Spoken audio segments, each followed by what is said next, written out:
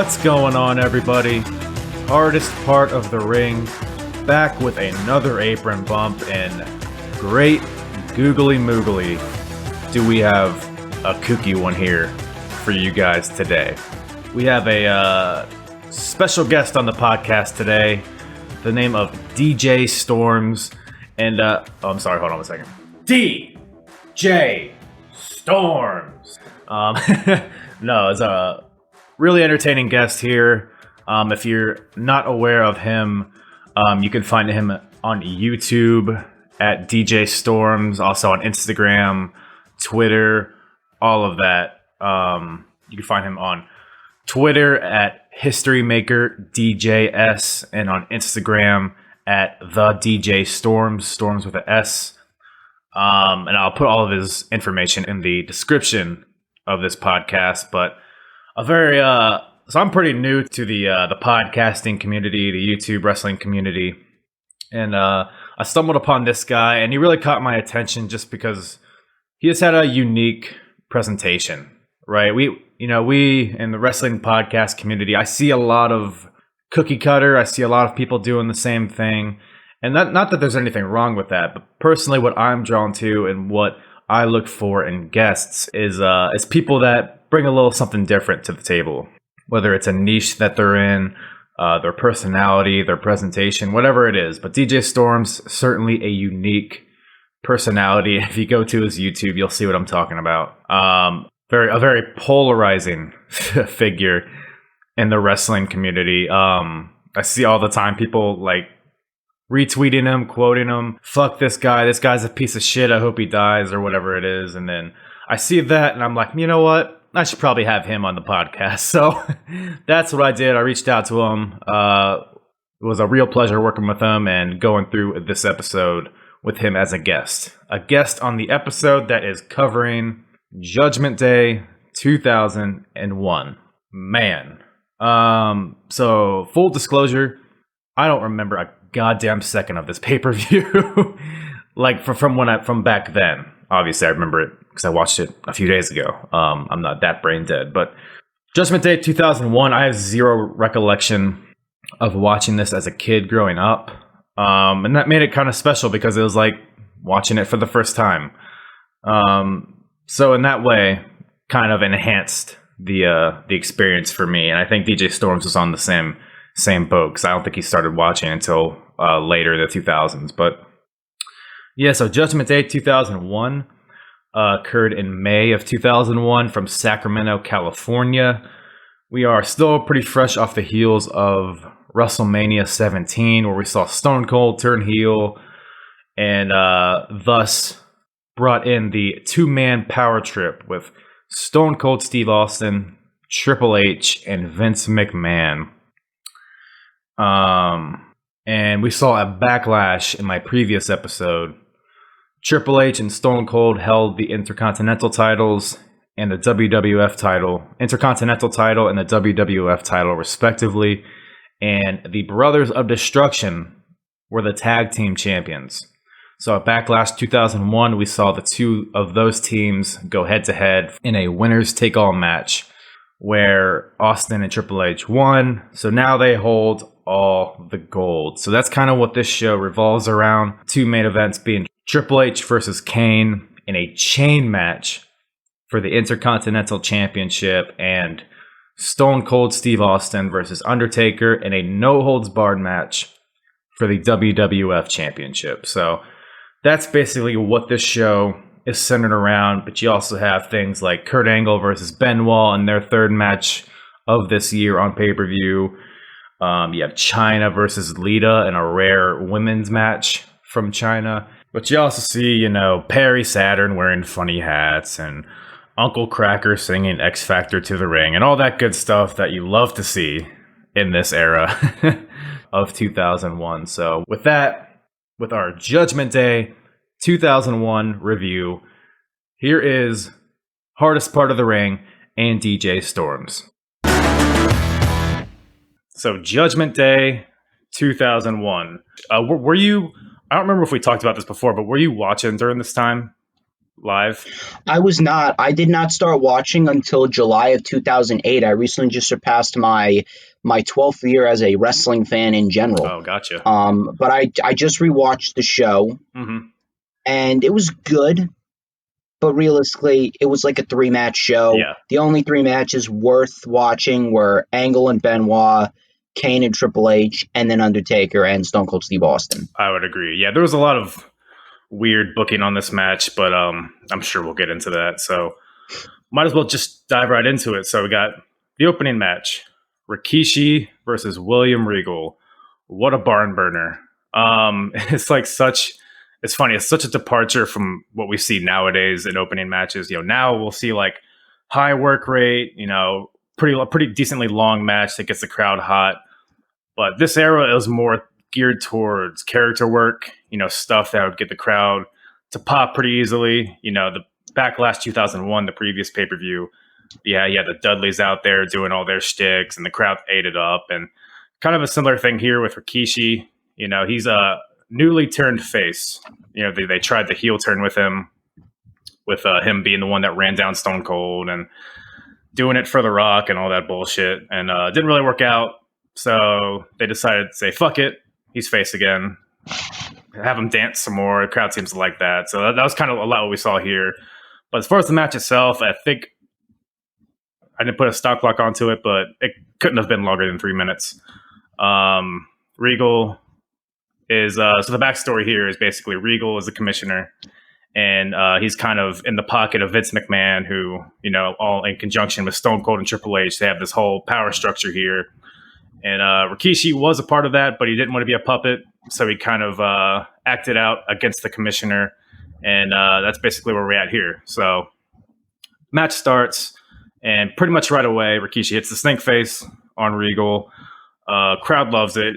Crowd is super hot for this match. Regal kind of gets out of the ring, regroups, gets right back in, and then literally like 15 seconds later, we see Rikishi hit the turnbuckle with his shoulder.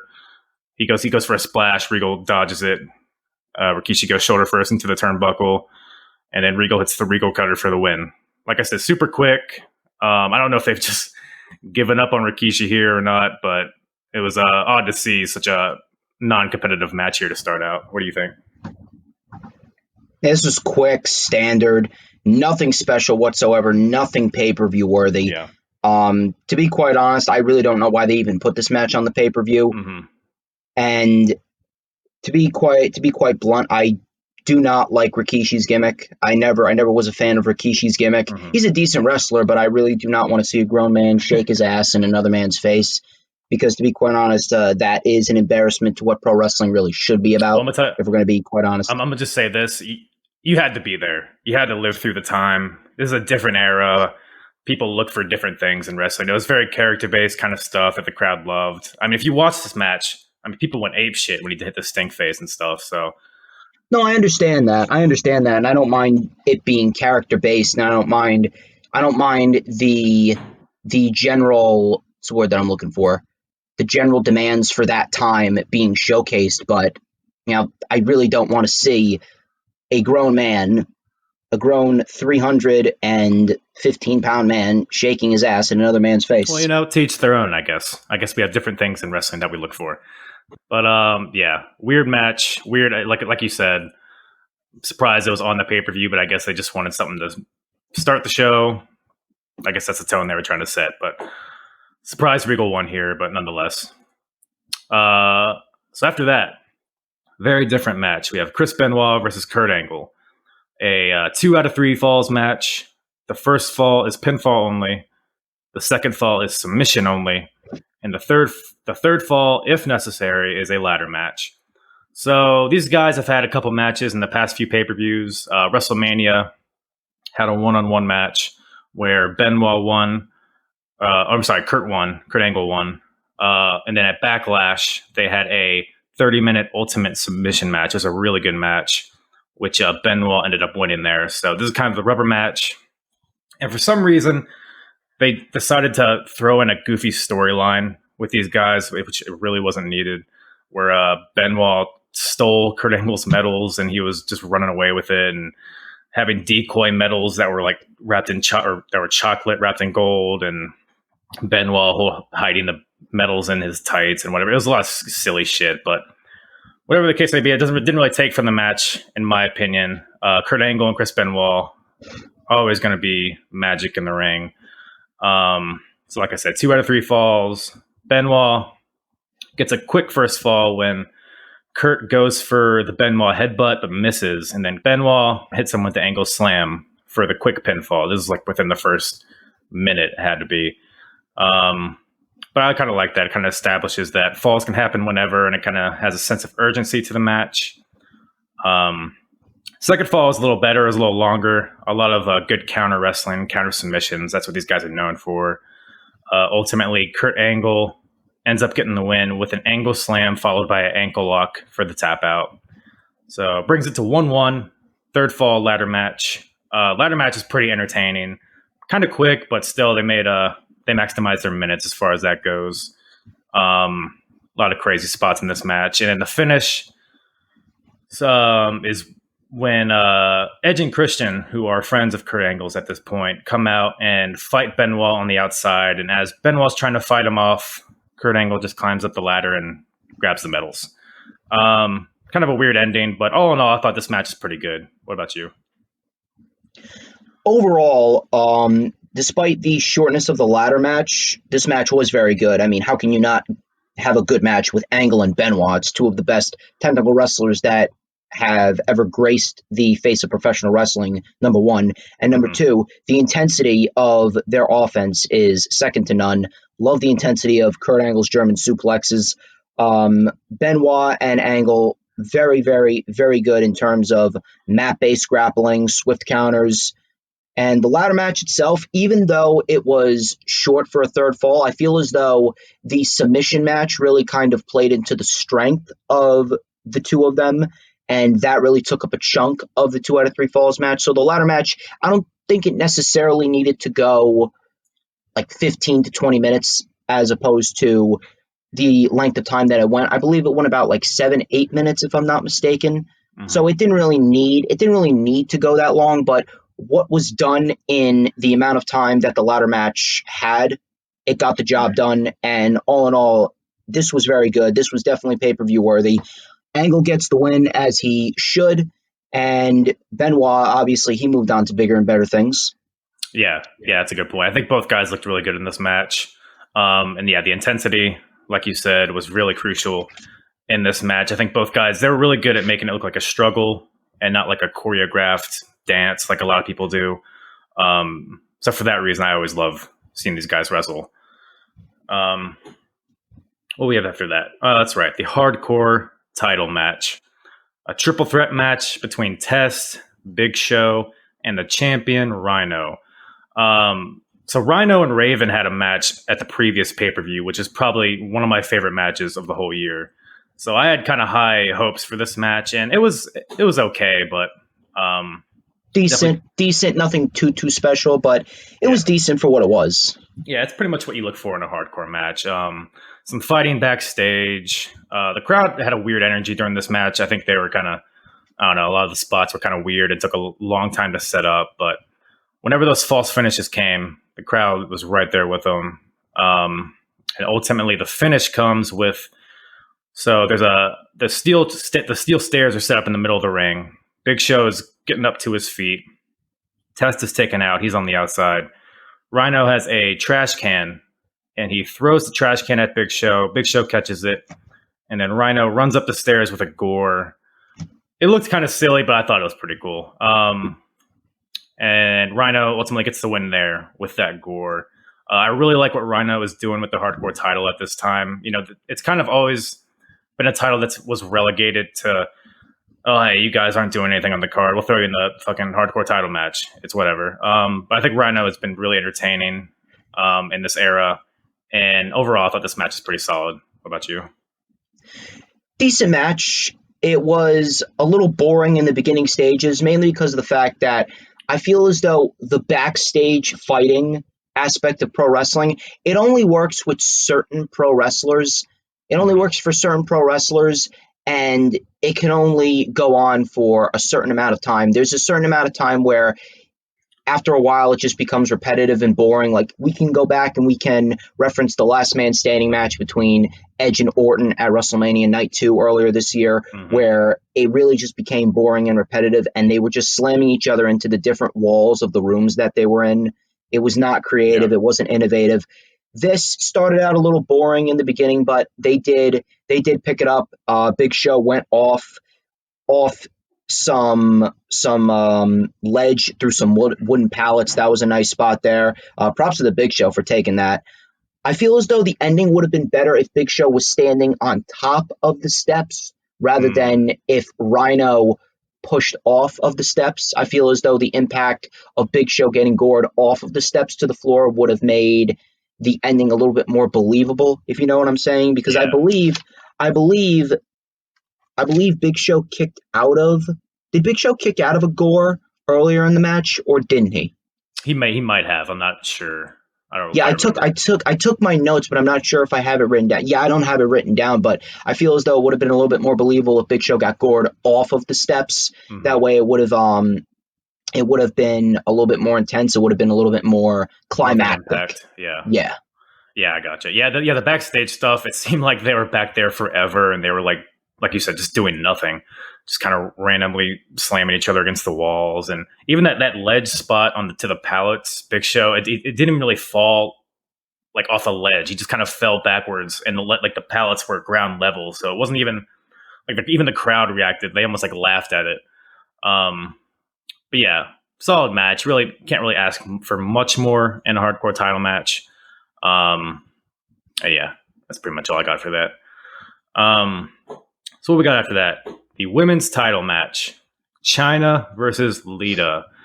So a weird era for women's wrestling. I don't really remember this match at all, but I will say, in comparison to other women's matches in this era, this match actually kind of felt like a big match to me. It felt like for once they were kind of being taken serious. The women were, even though it doesn't even come close to comparing to what we see today.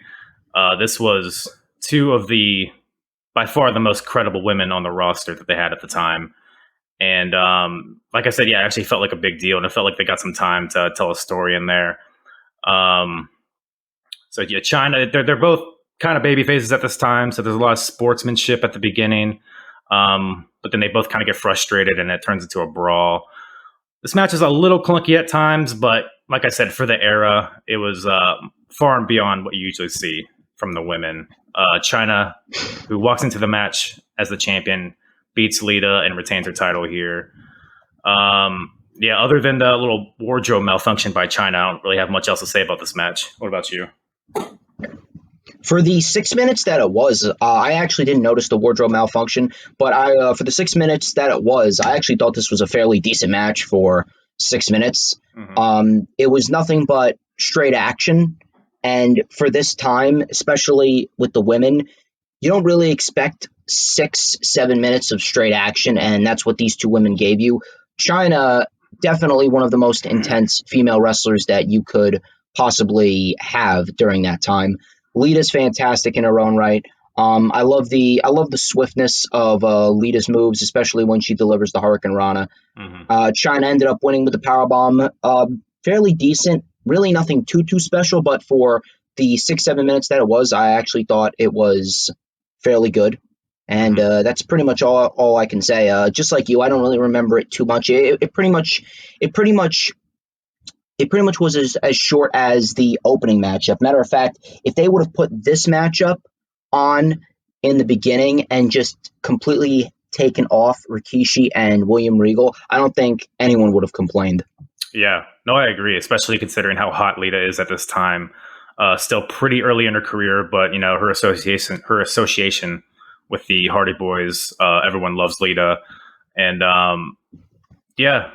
that's pretty much the only reason I noticed the wardrobe malfunction is because the crowd started cheering randomly, and I guess like her top was starting to fall down or whatever.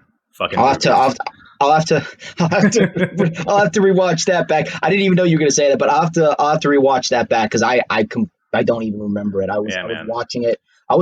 And I was just like, taking notes extensively. For those of you who don't know, I actually took about 4 pages of notes for the show.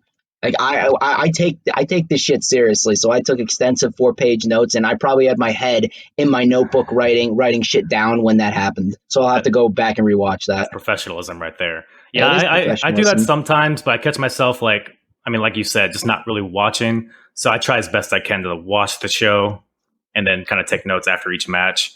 But sometimes it's just like little shit here and there that I feel like I'd forget if I didn't note them down. But yeah, so after that, we have Triple H versus Kane for the Intercontinental title in a chain match. This match far superseded my expectations for it. I wasn't really expecting much from these guys for whatever reason, but might have been my favorite match of the night. First of all, this is one day before Triple H tears his quad. So this is like his last hurrah for a while, which is unfortunate because, man, the crowd was... I don't know if he's always this hot when he comes out for his entrance, but, man, the crowd was eating him up. And it kind of plays into... We'll kind of get into it later with him and Stone Cold and what their plans were for the future, but I have a feeling a face turn was in Triple H's future not too long after this, had he not torn his quad. But, yeah, the match itself, Triple H attacks Kane before the bell, before they can get chained up. So he kind of, that dastardly heel gets the advantage over Kane. But then Kane ends up coming back, and his comeback is next level intense. I loved Kane's intensity here. Really believable monster. Busts Triple H open. But yeah, man, this match, super hard hitting. Both guys worked really hard. The ending comes when Kane chokeslams Triple H. He has him dead. And then Stone Cold comes out to make the save. But Kane says, "Fuck you, Stone Cold," and pretty much deposits him out of the ring immediately. And then Triple H takes advantage of this, hits Kane with a low blow, and then as he's going for a pedigree, Stone Cold tries to hit Kane in the back of the head with a chair, but misses and hits Triple H. Stone Cold gets knocked out of the ring. Kane goes for the pin. 1, 2, 3. New Intercontinental Champion is Kane. Crowd eats it up. Really good match, in my opinion. What are your thoughts? I'm actually with you. This match was probably my favorite match of the night. This is a great match overall. They actually did a lot with the chain, and they actually pulled out a lot of innovative offense that pretty much revolved around the chain, which can't really be said in a lot of these types of matches. And originally these types of matches, whether it be a strap match or a chain match, it usually ends with the opponent touching all 4 corners, but apparently they changed up the rules for this match specifically. And to be quite honest, I'm really not complaining. It honestly reminded me of the strap match that we saw from Bryan and Wyatt at the Royal Rumble, which was a great strap match in its own right. Probably my favorite match of that specific Rumble this year. And I was actually very, very happy that Kane won. And I actually did not know that this was before Triple H tore his quad. It's the little things like that I tend to forget. And you said that he was probably set up for a babyface run, but hey, when he returned, you couldn't get any bigger of a babyface reaction than when he returned in the Garden. Oh, yeah. And dude, that place, I remember watching that, and I've rewatched a lot of classic material on the network. I watched that back, and oh my God, that pop rivaled when Brock Lesnar returned back in 2012. That was an excellent reaction. And he ended up going on to win the WWE Undisputed Championship at WrestleMania 18, so he really couldn't have asked for anything more. But this was a great match overall. Kane looked great. This was back when Kane could actually move. And to be quite honest, after Kane won, this actually made me want to see Undertaker defeat Stone Cold later on. And I'm not just saying that because Undertaker is my favorite wrestler of all time. Yeah, I'm with you. Yeah, you kind of got the feeling that maybe the Brothers of Destruction would retain those singles titles that they lost. I guess they didn't lose them, but they failed to win them at Backlash, the previous pay-per-view. So it kind of set up some uncertainty for the main event, which I think was a good little tidbit there. But yeah, the Raw after this is that famous Stone Cold and Triple H versus Benoit and Jericho. No, that's the only reason I know is because that's one of my favorite matches of all time. And going through these pay-per-views, I also watch all the Raws and the SmackDown, so I'm pumped that I'm finally there and can watch that match. So, but yeah, unfortunate because I guess we can kind of touch on it now. They're kind of playing this pay-per-view. They're like Stone Cold and Triple H have a little bit of friction, not working that well together. And I'm hesitant to say that they would have had a program together after this, just because they literally just did that a few months prior to this. They had that 3 Stages of Hell match, 3 or 4 months previous to this, and they had a year-long rivalry before that with Stone Cold getting run down and Triple H being the lead guy that put out that hit. So I don't know if they would have gone right into Triple H versus Stone Cold again, but I guess if you flip the alignments, it might have made for something fresh. Is that something you would have liked to see? Actually, I do believe that if Triple H never had torn his quad, I believe that we would have probably gotten this match for the undisputed WWF Championship, probably at SummerSlam of 2001. Yeah, I definitely agree. Yeah, because it kind of seemed like they changed things on the fly. They kind of just replaced Triple H with Stone Cold or Chris Benoit and Chris Jericho. I think they had a triple threat match at the next pay-per-view, if I remember correctly. That was pretty much the best route to go, considering that those two were the two that took the tag team titles off of them. Right. Yeah, exactly. So that would have been good stuff. But then, the invasion happens in like a month or two, and then it's all nonsense from there. But so after that, we have the tag team turmoil match. Honestly, this match should have just been the last 2 teams. But I guess I'll just run through it quickly. So the APA come out first, followed by the Radicals, Perry Saturn and Dean Malenko. So they're the first 2 teams to go at it. And this match, by the way, is the winner gets the number 1 contendership for the tag team titles. So APA and Radicals go at it. Really, really ugly stuff. I tweeted as I was watching this show that the APA were fucking bad in ring during this era. Just really, like I said, ugly. Really, it felt like this match was just like a bunch of Irish whips and then shoulder blocks. At least as when the APA was in it. Very, very standard, nothing special at all. The rapid fire eliminations in itself really brought this match down as a whole. If we would have just gotten Edge and Christian versus Benoit and Jericho for like 13, 14, 15 minutes, that would have probably been one of the major highlights of the show, and it definitely would have brought the show up a bit, because it was a decent pay-per-view, but realistically, it was just a 3-match show. Mm-hmm. No, yeah, I definitely agree. I guess, I don't know, maybe just want to get a bunch of teams on the card, whatever the case may be. That's WWE, getting everyone on the card. Not everyone is pay-per-view worthy. Nope. And you can definitely see that in this match. So the Radicals get eliminated pretty quickly by the APA. Then the Dudleys come out. More Side note, Perry Saturn, probably the only thing that I know about Perry Saturn isn't because of Perry Saturn. It's because of The Rock and the promo that he cut on Perry Saturn, where he says, The Rock knows that you got one eye going that way and another eye that goes that way. Well, he hopes that the eye going that way is watching The Rock's hand going that way, so he'll slap that crooked eye straight. That's the only thing that I know about Perry Saturn, and it's not even because of Perry Saturn. You don't even know him from Moppy? No. Do you know about Moppy? Nope. Actually, I do know about Moppy. But that's not what I know him from. Moppy was the second thing that I know about Perry Saturn. Man, I'm sure Perry is glad to know that his legacy is a line from The Rock and him having a relationship with a mop. I'm sure he loves that. It must be great to be Perry Saturn. Yeah. Got one eye going left, one eye going right, and you're engaged to a mop. Exactly. Which is, I mean, he kind of had a good look, or at least a unique look. Maybe he's just too short.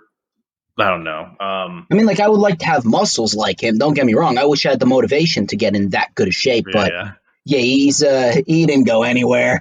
Yeah. What was after that? So Dudley's come in, ugly brawling. Tables come out, and then as Devon sets the table up on the outside, the Hollies come out and hit Devon with an Alabama slam through the table. Bubba's distracted. He turns around and gets hit with a clothesline from hell. Dudleys are eliminated. X Factor comes out next. Just, a lot of nothingness in this match. Because APA, like I said, just a lot of Irish whips, a lot of shoulder blocks, a lot of nothing until Bradshaw goes for a fall-away slam. But then Albert, who is on the outside, trips him up and holds his feet down as I believe it's X-Pac, pins Bradshaw, eliminates the APA from this match. Then out come the Hardys. And this match is actually pretty solid. Ultimately, Jeff hits a swanton on X-Pac. Matt goes for the cover. Matt Hardy does. Albert pulls Matt Hardy out of the ring. And then inside the ring, Just Incredible hits Jeff Hardy with a super kick for the win. Hardys are eliminated. X Factor's still in. And then out comes Jericho and his mystery partner, Chris Benoit. So they both of them take out Albert because he's been the focal point of the match as far as X Factor goes. He's been the reason that they've been beating all these guys.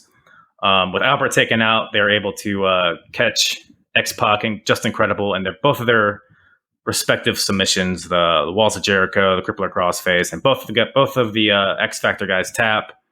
They're eliminated, and then out comes Edge and Christian. And as you said, this really is what the match just should have been. It should have been Edge and Christian versus the other Canadians. So the Chris's. Yeah, exactly.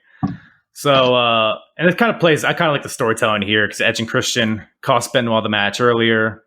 So Benoit's out here for revenge and is looking to cost them a chance at the tag titles.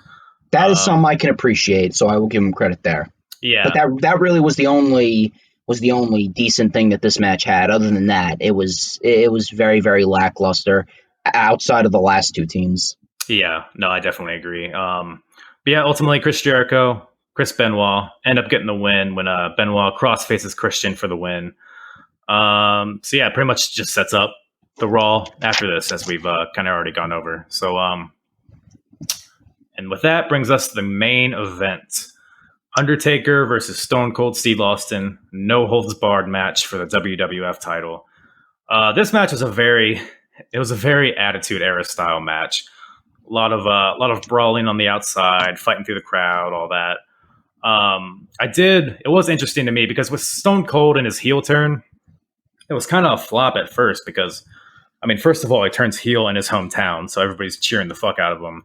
And then, the few weeks later... And he shook hands with Vince, too, and they still cheered him. Dude, everybody loves Stone Cold in this era, no matter what he does. That's probably the best thing about being Stone Cold, is that no matter what you do, you're going to get cheered. Exactly. And, I mean, it paid off most of his career. But, yeah, they had him, in weeks and months building up to this. He beats the shit out of JR. He fucking wallops Lita with a chair. Have you seen that? I believe I have. I haven't seen it in a while though, so I'm gonna have to go back and rewatch it whenever I get the opportunity. But this version of Stone Cold, I wasn't really sold on it, considering that he was in a partnership with Vince McMahon. Mm-hmm. But I actually think that this match with The Undertaker, they actually did a very good job. And I personally love the American Badass. The American Badass version of The Undertaker, very, very, very, very underrated. And when he was under the American Badass character, I'm not sure if you feel the same way, but under the American Badass character, the Undertaker himself probably cut some of the best promos of his career. Oh yeah, for sure. Him and Kane are both very underrated talkers, in my opinion. Kane at this point probably wasn't the talker that he would end up being. But I think both guys had their periods of being really good on the mic, and I think, yeah, like you said, very underappreciated. And I'm with you, American Badass Undertaker, especially like this era. American Badass was fucking awesome. But I think Taker, he was just good at evolving. Everybody loved his character when he debuted and all the iterations of it. And then once it was kind of getting stale, he took on this American Badass character. Did that for a few years, and then at that point people were missing the dead man, so they were excited for him to return. So I think Taker was very good at evolving.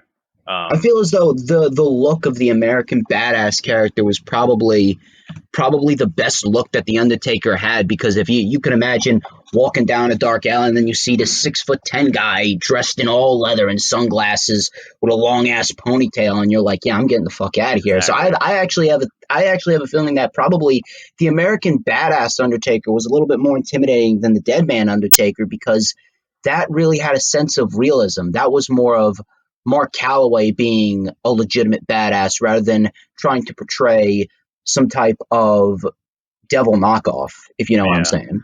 Yeah, I see where you're coming from, and I would love to agree with you, but 7-year-old, hardest part of the ring, would have to check his closet for The Undertaker before he went to bed. So I can't really say that American Badass is more intimidating to me. See, like, here's the thing. The thing is, like, I was 9 when I first started watching, and The Undertaker was my favorite character. I don't know what it is, but I was never legitimately scared of the dead man Undertaker. I only wanted to meet the dead man Undertaker. I'm not sure what it was. Well, one thing you're forgetting is that I'm a pussy. But a minor detail. Minor detail right there. I don't know, dude. Him abducting Stephanie McMahon, that image for whatever reason is what I always like saw in my nightmares, and I thought, oh my god, that line alone just made me coming on this podcast with Yeah, like I said, dude, I had to always check my closet under my bed because who knows, he's just gonna pop out and tombstone me. I don't know what the fuck I thought it was gonna happen, but yeah, American Badass Undertaker, I could definitely appreciate it. You better toughen up for when I have you on my channel. Yeah, it was Undertaker, Kane, and Goldust for whatever reason I was petrified of. Goldust. Now I'm still afraid of him, but for very different reasons. Well, yeah, because like even at 50, he's in better shape than both of us. Exactly. Where's the Fountain of Youth? Please, Dustin Rhodes, if you're listening to this, guide me to the Fountain of Youth. I want to be in that good a shape at 50. Guy's doing fucking Canadian destroyers at 50. And you see him because he's not. I don't think he's with the company at this point, but he was there maybe like a year or two before. And man, seeing him wrestle then and seeing him wrestle now, it's like night and day. Exactly, because now he's allowed to go. Now he's actually allowed to go out there and wrestle. Yeah. I guess he has to rely less on the character and more on his wrestling, but whatever it is. I don't even think that he does need to specifically rely on his character anymore because he's pretty much run the character into the ground for however many years he's been doing it. Now he's in pretty much the last stages of his career where he's pretty much either going to be just a manager or when he wrestles, he's going to be putting people over. Yeah. No, yeah. Oh, yeah, absolutely. I think Goldust that ran its course a long time ago. Absolutely. And I kind of like what he's doing. It's kind of, there's some, homages to it with the face paint and all that, but all in all, he's kind of his own person. Yeah, that's what I feel. That's what I feel as though he was kind of going for. That right there is like the homage to it, but it brings a different type of intensity to Dustin Rhodes himself. When you take a look at him in the ring and you see how he's moving and you see the overall presentation that he has put himself out there. Mm-hmm. Yeah. And it's kind of off topic too, but I just watched WCW Spring Stampede from 1994 and Dustin Rhodes was on that show and he was like probably the most over guy on the entire card. So I'm surprised that they kind of had to rely on, and I guess the Goldust character all in all was a success for what it was for the time period that it was in. But it really overstayed its welcome pretty much after the Attitude Era. Yeah, I think it fit perfectly in that era, that late 90s era, but after that. Although I did enjoy some of the stuff he did with Booker T, like in 2002. That too. That was actually very good, and that was a great period to pretty much give us a Heath Slater and Rhino storyline before Heath Slater and Rhino were a thing. No, yeah, agreed. But yeah, so where were we? Undertaker and Stone Cold. I don't know how we got on this Goldust tangent, but Undertaker and Stone Cold. So the end of this match comes. It was a really weird ending. So Undertaker goes for he hits Stone Cold with a choke slam and a bunch of chair shots. Triple H runs in, much like Stone Cold did earlier in this match. Gets hit in the head with a chair right away. Undertaker's going crazy, hitting everybody with chairs. Goes for the pin on Stone Cold, and that pin attempt is broken up by Vince McMahon. Taker's pissed, but I think I forget what exactly. That probably just beats the shit out of Vince and throws him out of the ring. He does, but Taker looked like an idiot in that regard. And you know who else looked like an idiot? Kane, because he came out way too fucking late. Well, that's what I'm saying, because so Taker goes for the last ride, and then Triple H hits him with a sledgehammer, and then as Stone Cold is pinning him, is that's when Kane comes out, and then the pinfall happens like as his music's playing, so like the crowd didn't even realize that it happened. It was really deflating. I don't know if that's how it was designed or if the timing was off or what it was, but just a really weird ending. And here's a question I actually want to ask. Even though Kane won the Intercontinental Championship, where was Undertaker when Stone Cold came out to aid Triple H during that match? Why did Kane come out so late? Yeah. Like there's two logic gaps right there. Even in 2001, WWE still with the logic gaps.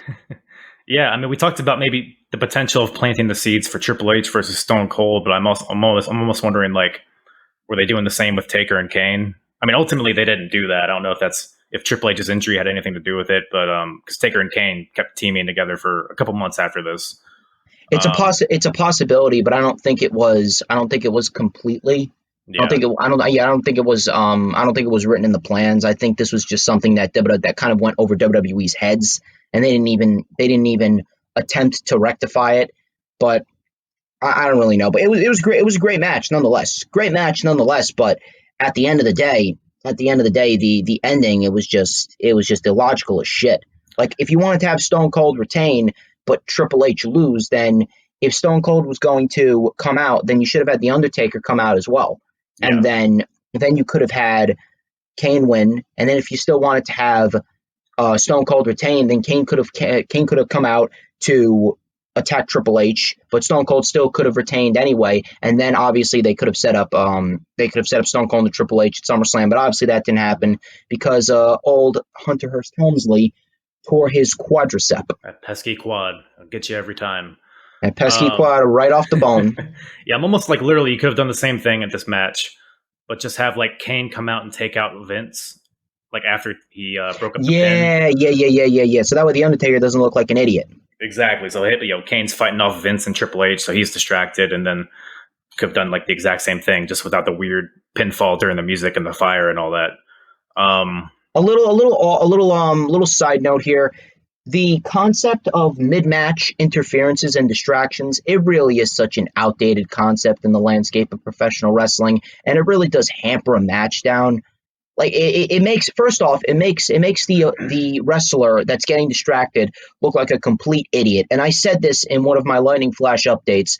When Sasha Banks won the Raw Women's Championship, that was a great match. But the ending was complete dog shit because Asuka was focused on helping her friend Kairi Sane instead of focusing on a championship. And I said this, and I quote, Asuka looked as dumb as a 3-year-old in pre-K eating pencil shavings.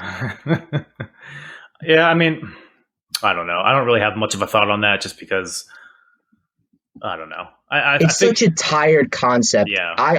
They really need to get rid of the mid-match distract. If there's one thing, especially in the major companies like Impact and All Elite Wrestling and World Wrestling Entertainment, the major companies need to abolish these mid-match distractions.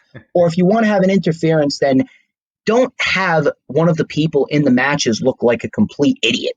Mm-hmm.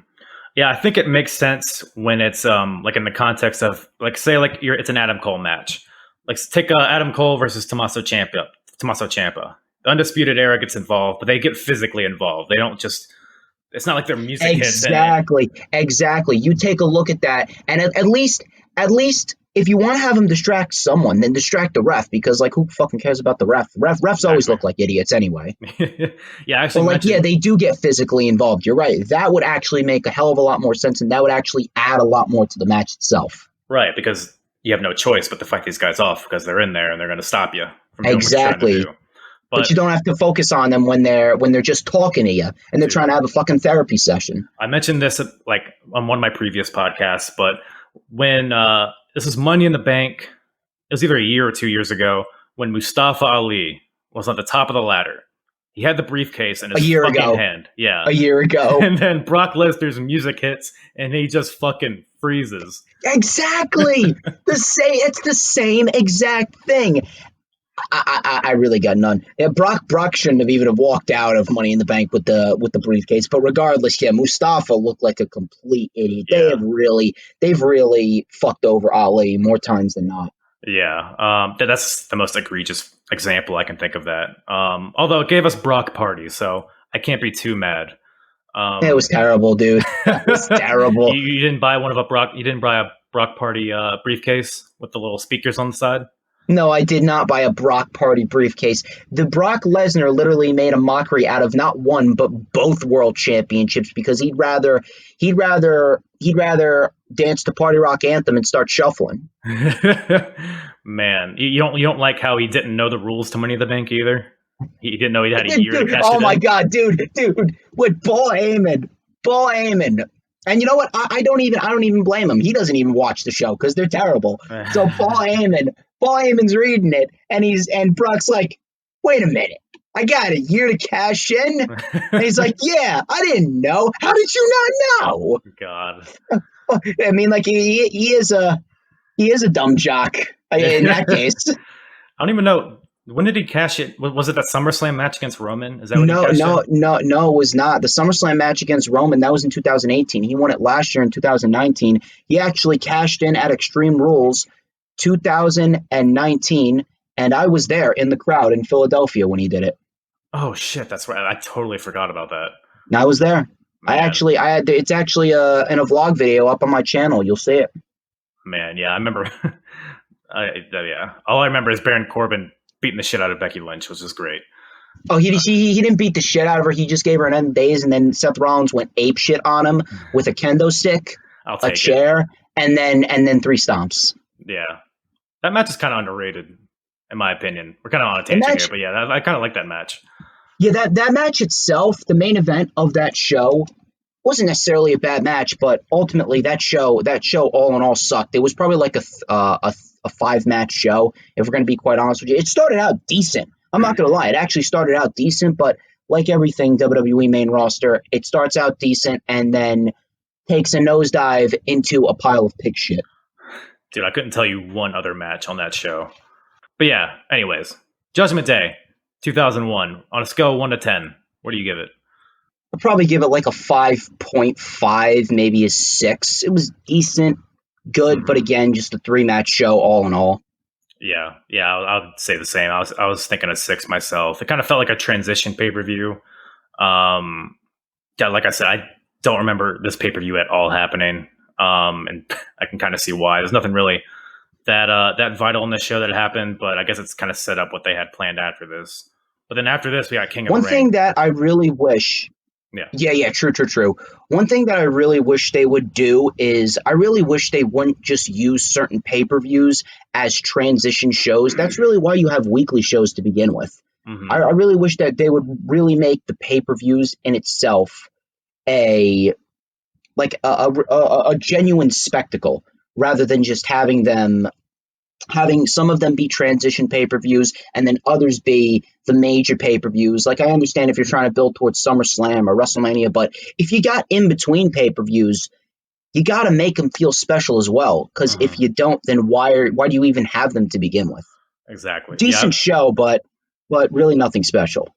Yeah, I've always been of the mindset that it's better to have less pay-per-views and save you can just have bigger TV shows in between, as opposed to just these little mini pay-per-views. So it makes your TV show a must-see program instead of just a pay-per-view every 3 or 4 weeks. Well, here's the thing. I don't mind one pay-per-view every month. I really don't mind that. But if you're going to have a pay-per-view every month, then you better fucking operate with a sense of urgency when you're building towards these shows. Because if you don't, then you're going to end up getting lackluster pay-per-views. And look at what we've got with the WWE main roster schedule.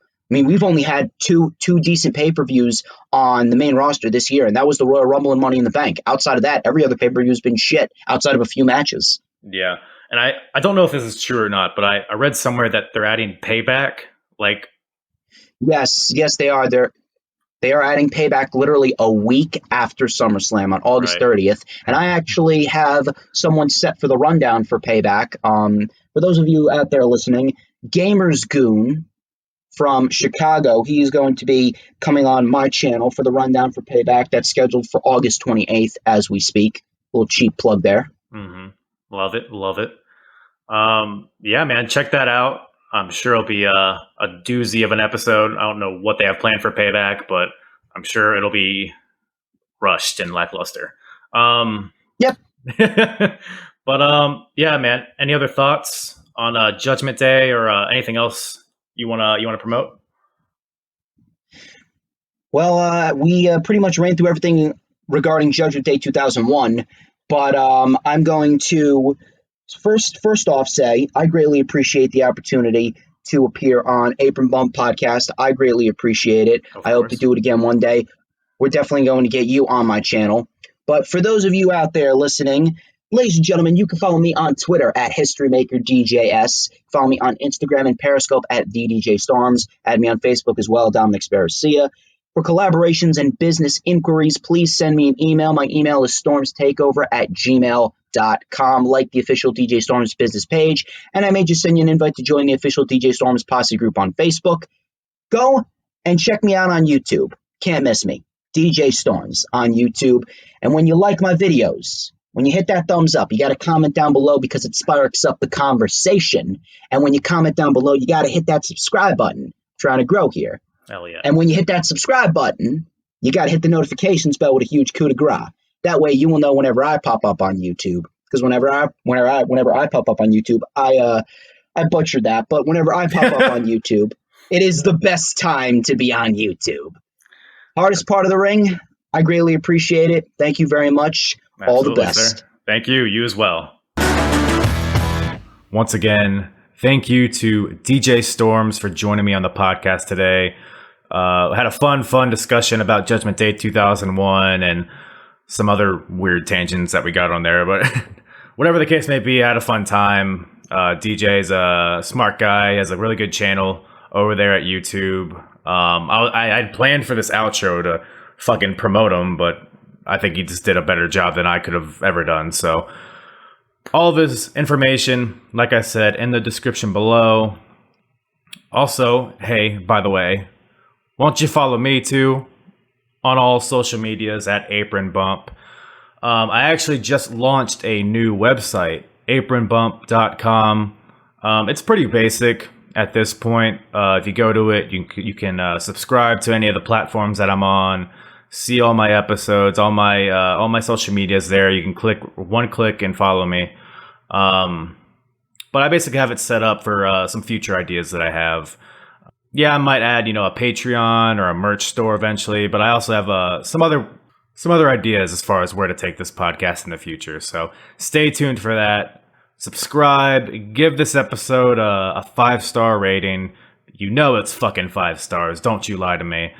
Give me a tasty, delicious review. And yeah, that's about all I got for you guys today. Thank you once again for listening. I appreciate all of you. I am hard.